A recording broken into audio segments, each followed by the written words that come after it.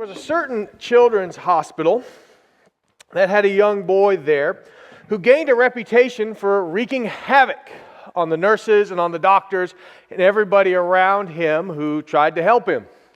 Well, one day he was visited by a lady who came and, knowing this about him, decided she was going to try to intervene and help this young boy out. So what she told him was, she says, "If you're good for a whole week, I'll give you a dime when I come at the same time next week."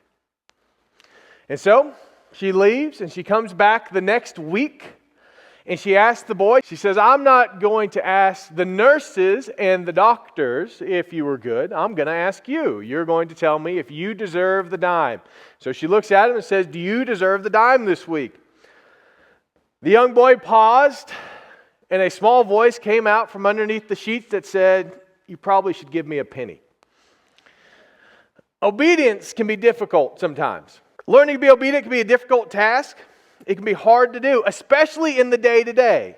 When we're called to be obedient day in and day out, doing the same old thing. We love the stories of great triumphs as people conquer great things or are obedient, going to some crazy land somewhere, or overcoming some insurmountable odds in their obedience. But most of the times, we're called to obedience in the day-to-day. We're called to be faithful in the mundane. Obedience in the mundane is a good way to sum up Isaac's life. Obedient in the day-to-day. Genesis 26, which is the chapter we're in this morning, is really the only section about Isaac's life. Like I said last week, you'll notice the book of Genesis talks about Abraham and then talks about Jacob. Genesis 26 is all we get about Isaac. And through this, we see Isaac's life through trials, and today we're going to be looking at a life of significance. His 180 years of life are boiled down to 33 verses that are just about him. And then it ends. Verse 34 talks about Esau. When the study of this chapter, what you'll find is many scholars and many pastors just kind of skip over it or glaze over it. And there seems to be very little to glean from these verses. There's very little to take away, as most people point out. This can be readily seen in a book that gives an overview of Genesis. It goes through the entire thing, the message, theme, and ideas. And it has a section in the book of kind of the main themes. Section A is Abraham. Three or four paragraphs on Abraham. Section B is Jacob. 3 or 4 paragraphs on Jacob. In the middle of this, it says this: Isaac plays no significant role. Could you imagine? Man, how many times do we feel like this? How many times can we feel that our life isn't significant? Maybe you can put your name there, plays no significant role. What a difficult thing to say at the end of a life. I couldn't imagine if my tombstone said, "Here lies John. He played no significant role." Ouch. Maybe we don't even feel like the main character of our own story. If you remember, this whole chapter on Isaac is constantly looking back to his dad. I wonder what Isaac would say to this if he read this and studied this and it says his life played no significant role. Would he become angry? Would he want to fight? Would he want to argue for his significance and his worthwhile? Or would he just shrug it off? Would he even care? After living 180 years, pastors regularly skip over the only chapter of his life, and overviews point out his insignificance. So this morning, how do we find significance in a time when we feel like we aren't doing anything worthwhile? What does a significant life look like in the mundane? Remember, as we close out Isaac's life, we're going to see the significance in the mundane obedience. Remember how chapter 26 begins. Chapter 26 begins by God calling Isaac to stay in the land. He tells him to stay there and live there. 2 different ideas. Not only set up his tent, but grow roots. You're going to be there for a while. Isaac obeys. Now, I want to be careful. I don't want to subvert everything we talked about last week. Isaac's act of staying in a land that is barren is a huge step of obedience and faith. But compared to his father and compared to his son and his grandkids, Isaac doesn't really do a whole lot. He doesn't do much. Isaac is commanded to stay and live in the land, and that's what he does. Isaac stays put. He raises his kids. He takes them to school. He goes to work, and he goes home for dinner. He runs a business and keeps everything going. He blinks his eyes, and 15 years have passed, doing the same thing every day. He's obedient to staying in the land. But beyond that, his life is fairly ordinary. We could even state it again, Isaac plays no significant role. So let's finish out this chapter 26, starting in verse 24. And the Lord appeared to him the same night and said, I am the God of Abraham, your father. Fear not, I am with you and will bless you and multiply your offspring for my servant Abraham's sake. God reaffirms the call on Isaac's life. And we see God's personal promise to Isaac. Look, I am the God of Abraham. I am with you. It's a personal promise. God is going to be involved. He's going to be intimately involved. We can't glance over this. These I statements show God's presence and personal presence with what is going on. The God of the universe promises to be personally involved in the process of sustaining Isaac. He is personally there. We can learn this lesson from the promises given to Abraham and Isaac. God will make sure His promises come true. He is the one who is going to do it. He is the one who's going to be involved. We know this fact. We know God is involved. But Genesis was written in a time and in a context where the gods had to be bribed or the gods had to be bought, and you weren't ever really sure if they were going to be there. God is saying, I will be involved in this. I will make sure this promise comes through for my sake. God is going to do it. We see the same idea in Jeremiah 1:12. The Lord said to me, Jeremiah, you have seen well, for I am watching over my word to perform it. God makes sure it comes through. However, once again, the story of Isaac, as we've said multiple times at this point, turns its attention back to Abraham. The only chapter we have on Isaac constantly references his father. It's turning its attention back. We are reminded of Abraham's faithfulness, for starters, and we are reminded of God's promise to Abraham. God says, Isaac, I'm going to bless you because I promised Abraham I would. Once again, we're looking back. But Isaac shows his commitment in verse 25 by building an altar. He shows his willingness to live in the land by pitching his tent, and he shows proof of permanence by digging a well. Isaac is here to stay. But we get to meet Abimelech again. Accompanying the king is Azudath, the general, and Phicol, a name seen in Genesis 21:22, to negotiate a treaty. They're here to negotiate, figure out what's going on. Phicol bears the same name as in Genesis 21, but most feel that it's not the same person due to the 60-plus year difference. Despite the probability we are talking about two different people, our attention is once again drawn back to Abraham. Even in Isaac's own story, we are being called to look at Abraham. Before we finish the chapter, I do want to take a second and look at two different ways to interpret this chapter. There's two different ideas scholars focus on when they talk about this chapter. The first is this. We see Isaac's actions and reactions. Isaac's faith is shown by staying in the land that has been promised.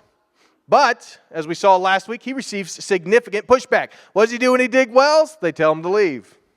They don't want him there. But what does he do when he's told to leave? He leaves without a fight. But Abraham's reaction is not the same.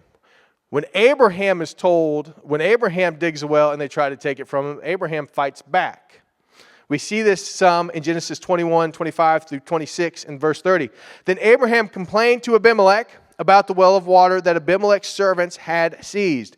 But Abimelech said, I don't know who has done this. You did not tell me, and I heard about it only today. He tries to get away from it. Verse 30, Abraham replied, accept these 7 lambs from my hand as a witness that I dug the well. Abraham fights back and takes the well. Isaac continually moves on. Now, there are two different ways to interpret these actions.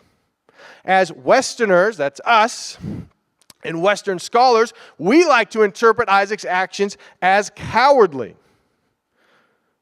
We like somebody who fights back. We want somebody who's going to push back. Hey, that's his. We like it when people fight back. Isaac's actions are interpreted as cowardly. He's a coward. He won't fight. If God really told you to live in this land, then you should fight for it, is our thoughts. Abraham fights for it. Abraham pushes back. We see multiple times when Abraham fights, but Isaac doesn't. Why would God give such a powerful promise to such a weak man? Isaac's reaction is the opposite of his father's. Isaac digs 3 wells in Genesis 26, 17, 19, and 21. The people of the land take the wells, and Isaac leaves without a fight.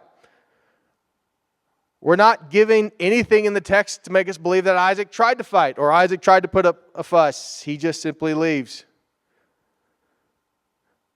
So we can interpret these actions as cowardly. At best, Western scholars sum up this way: at best, he's a peacemaker. At worst, he's a coward. Why would God give such a weak man such a great promise? Now, there's another lens we can interpret his actions through. Eastern and Jewish scholars primarily hold a second interpretation. They see the same actions of Isaac and Abraham, leaving the wells, fighting for the wells, but they see Isaac as a man of great faith. They see somebody who was willing to let things go by because he knew God had given him the land. Isaac didn't need to fight for what was already his. God had given it to him. Why do I need to fight for it? They hold him up. What kind of faith does it take not to fight back because you know God will fight your battles? This is their view on Isaac. So which is it? It's hard to say. The Bible doesn't necessarily tell us one way or the other. We might be able to find some context clues along the way. So let's turn our attention back to the end of 26. But keep this question in your mind. Is Isaac meek or is Isaac weak?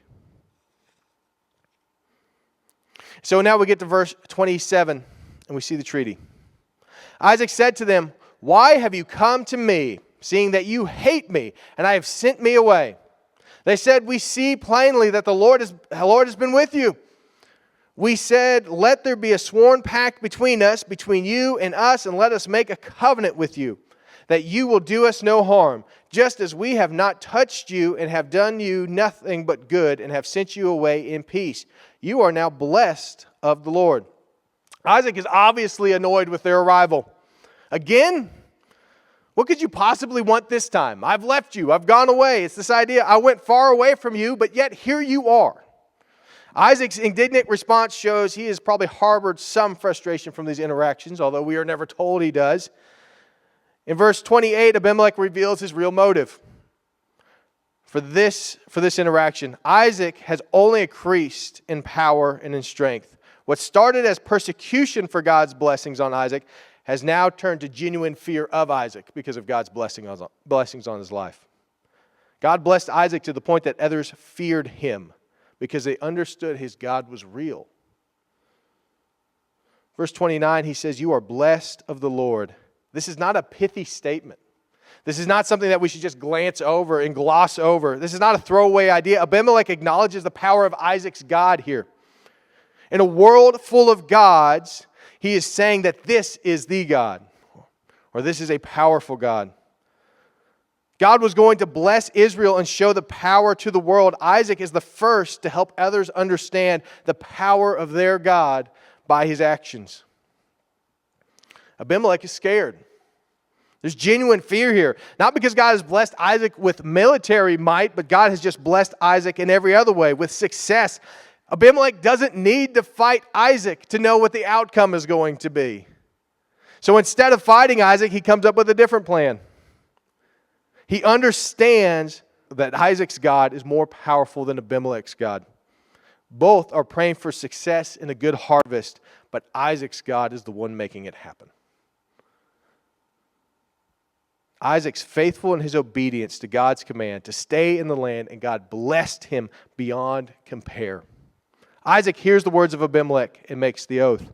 So verses 30 through 33, we won't read this morning again, but we see the oath. Here we see Isaac agreeing to the oath. He has decided to do it. They eat together and solidify the treaty to live together. Isaac provides the food, which probably shows his generosity as the host and his superiority. He is not the one asking for the oath, remember. It is Abimelech, but Isaac is the one who gives the food. Isaac digs a well and names it Beersheba, the same name his father gave, meaning sworn oath and seven. 7 is the number associated with completeness. This idea is the oath has been sworn and we are now done. With that, the story of Isaac is basically complete. Don't take that to mean that his name is never mentioned again. We will see him at various places. But the story turns its attention to Jacob. And this is all the Bible chooses to give us about Isaac. Just like that, we move on to Esau and the in-laws. The brevity and emptiness of the account should strike us. Isaac's account is relatively empty. There's almost nothing there. We get a few things that he did and we move on. Which is really in stark contrast. If you read the story of Abraham and you read the story of Jacob, the Bible gives us almost nothing on Isaac. There's no major records of Isaac, no books, no long speeches, or incredible stories of faith. Isaac isn't thrown to the lion or journey across the world to share the gospel. What does Isaac do? Isaac is obedient. He lives and dies in the land God told him to live in. A lot of people ask the obvious question, what is the point of this narrative?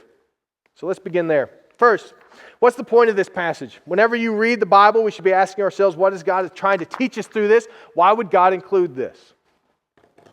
Some scholars will point out that this chapter shows the promise of the land. With Abraham, we see the promises of a Savior. With Isaac, we see the promise of the land.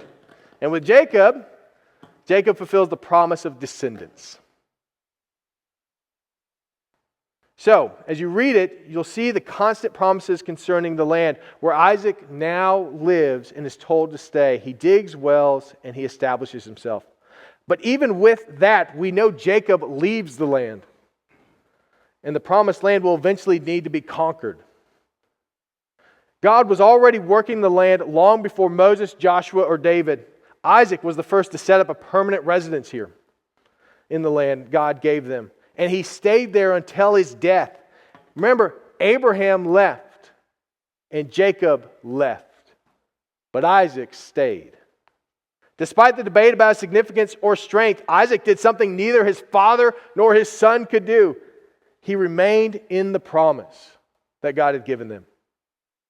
So what's our first application? Isaac's life shows us that God will sustain us through his promises. Not only do we see that God is faithful to fulfill his promises and involved in that, we need to understand that God is the one who will sustain us through those promises. But we get to the second question that we brought up earlier. Was Isaac weak or meek? Was Isaac a coward who couldn't fight, or a man of such deep faith he knew God would fight for him? It's a tough question. How should we interpret his life, even though we are given no motives or inner thoughts? The author doesn't choose to give us any commentary or explanation. He just tells us what happens and moves on.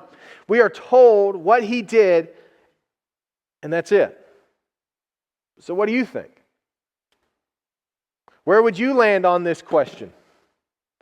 The answer is probably a little bit of both. Isaac's fear for his life would probably indicate he is a little tepid. But Abraham did the same thing with his wife. But Isaac also listens. Despite the hostility and pushback, Isaac stays in the land and is obedient to God's call. He is not discouraged or leaves. He stays. The problem is that this messes with our Western cultural understanding of power and authority, but aligns with God's understanding of power and authority. Look at the few of the blessings Jesus pronounces in Matthew 5, commonly called the Beatitudes. Matthew 5:5, blessed are the meek, for they shall inherit the earth. 5:7, blessed are the merciful, for they shall receive mercy. 5:9, blessed are the peacemakers, for they shall be called sons of God. Isaac embodies these ideas, and God blesses him along the way. Isaac shows meekness when he walks away from what is his without a fight. Isaac shows mercy when Abimelech returns. Isaac is the peacemaker when he accepts the oath, and he's the one who buys the meal. He is so rich and powerful that Abimelech, the king of the land Isaac is currently in, comes to him and asks for a treaty. Isaac is not only obliges, but he also makes food for the feast. Isaac puts his power and strength to the side. Isaac's meekness has been misinterpreted as weakness. We see a life of meekness played out and are given some ideas to emulate. Isaac doesn't fight back when he has the chance. He doesn't gloat when given the opportunity. He is a kind neighbor when dealing with Abimelech. Isaac is a gracious host in how he accepts the oath when he has no benefit for him. Isaac had enough faith to let things go. Application: our faith should be deep enough to allow us to rest in God's promises. Isaac's faith was the foundation of his meekness. The only way to be meek, someone who is quiet and gentle, listening to others when they don't have to, is to have security in who you are and what you have. Isaac chose not to fight for what was already his. God gave Isaac the land and promised to sustain him in the land. With God on his side, Isaac had no need to fight. Our faith should be deep enough to allow us to be meek, merciful, and peacemakers. But we get to the last question, and really the one we started with. Was Isaac significant? Like I said, some say not. Many people glance over this passage, they glance over this verse. Even those who talk about it kind of talk about it in a funny sort of tone. Here we are, we're dealing with Isaac. Was he significant? And I think of this, I think of every political season, we meet a politician who tries to win votes by being one of the guys. You've heard them, you've seen their speeches, you've listened to them talk. They're just like you or me. They know what it's like to work, they know what the grind is like, and that's why we should vote for them, because they know who you are, and they're here for you.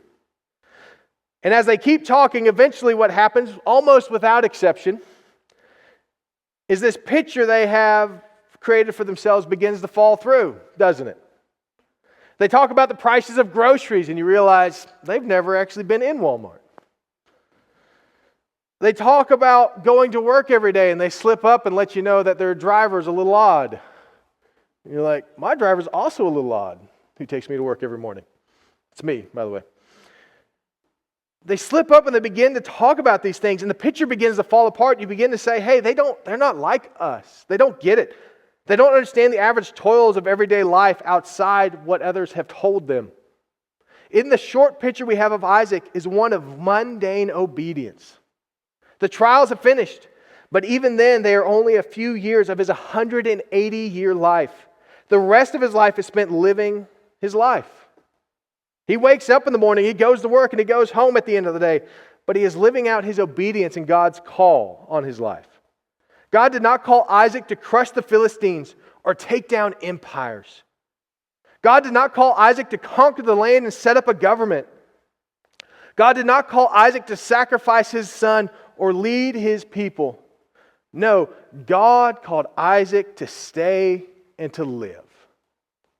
Our problem is we don't like that, and we don't find it as significant. We don't tell stories about mundane obedience.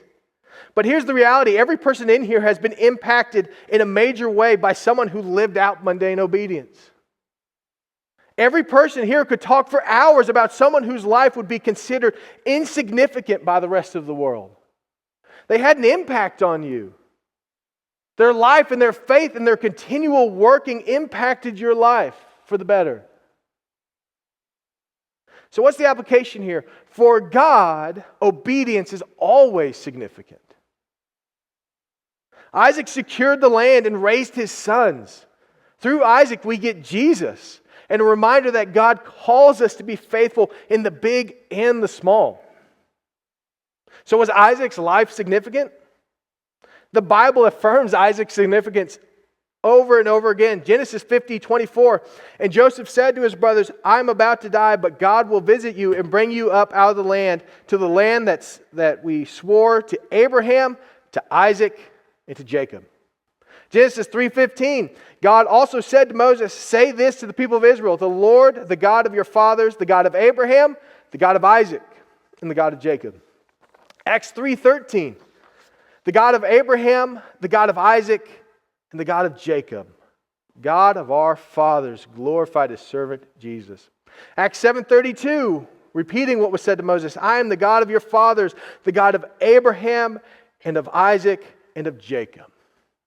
Romans 9:7 and 10, and not all are children of Abraham because they are his offspring, but through Isaac shall your offspring be named. And not only so, but also when Rebekah had conceived children by one man, our forefather Isaac. The Bible continually reaffirms Isaac's significance. His significance was found in his obedience and God's call on his life. His short chapter is continually reaffirmed as the rest of the Bible looks back on the God of Abraham, the God of Isaac, and the God of Jacob. Our significance is found in our obedience to God's call, no matter how mundane that may feel. There may be something specific God has called you to be or to do. God called Isaac to stay in the land. You may have a specific call on your life, but you also may not. Whether you have a strong call on your life or not, there are many things God has called all Christians to do and to be. All Christians have been called to witness. All Christians have been called to gather together to encourage each other. All Christians have been called to emulate Christ. All Christians have been called to obey their parents. All Christians have been called to serve others. All Christians have been called to give of their money. All Christians have been called to love God with their whole being. Our significance will be found in our obedience to God's call in our lives, both specific calls and general calls as Christians. How we live our day-to-day lives will be where we find significance in eternity. Ecclesiastes is an entire book dedicated to this idea. The author of Ecclesiastes calls this life a vapor. We're here 1 second and we're gone the next. And throughout the book, he tries to find meaning in all sorts of different things. What makes my life significant? What gives my life meaning? And here is how the author concludes. So as the band's coming up, I just want to conclude with his conclusion to Ecclesiastes. Now all has been heard. Here is the conclusion of the matter. Fear God and keep His commandments, for this is the duty of all mankind. For God will bring every deed into judgment, including every hidden thing, whether it is good or whether it is evil. The author of Ecclesiastes, who most believe to be Solomon, finds his significance in the fact that God sees everything. What we do day to day matters. But maybe you haven't found significance yet. Maybe you know that if you died today, you would enter into eternity not knowing the God who brings every deed and hidden thing into judgment. The Bible makes it clear that God sees and knows all. For the believer who is faithful, this is a glorious thought that God is watching us in the mundane and in the day-to-day. But for those who don't have a relationship with God, this could be a terrifying thought, as God will judge these actions. If you haven't met God, who wants a relationship with you and can bring significance to your life, I will be up front for a few minutes during